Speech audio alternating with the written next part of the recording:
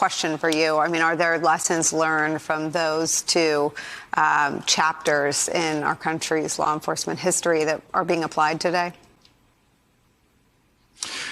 Indeed, and we're seeing, sadly, you mentioned that we're going to train Fulton County election workers to, on how to use Narcan. This is a sad state of affairs, but similarly, with regard to anthrax, the warnings went out. Look, the FBI went public with the letter. Here's what the letter looks like. Here's what it might look like inside. Here's what anthrax is looking like in this case, so that if you see it, if you're in an office setting or at home and you're seeing this happen, understand you've got to isolate this letter. And I can tell you, across companies and government agencies, major changes occurred to where they receive their mail. Oftentimes now off-site. I can tell you, sensitive government offices, because of that, now get their mail well off-site. It's processed with BioHood and all of that. Corporations did the same thing, change their mailroom procedures, get a BioHood, examine things.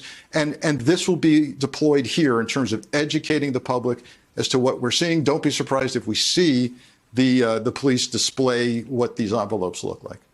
I want to show you what some of your fellow sort of frontline democracy folks said in a hearing on November 1st about the threats to election workers. We don't feel safe in our work because of the harassment and threats that are based in lies. Just ask a former county recorder about her dogs, poisoned as a means of intimidation.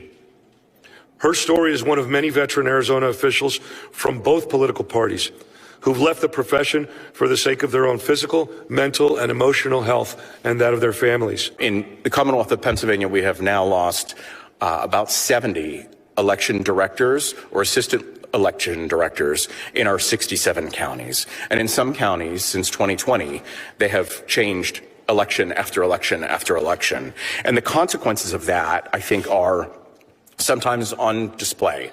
When you have people running elections who have less experience running elections, they're more likely to make errors, and make errors in an environment where everything is perceived as being intentional and malicious and seeking to change the outcome of the election.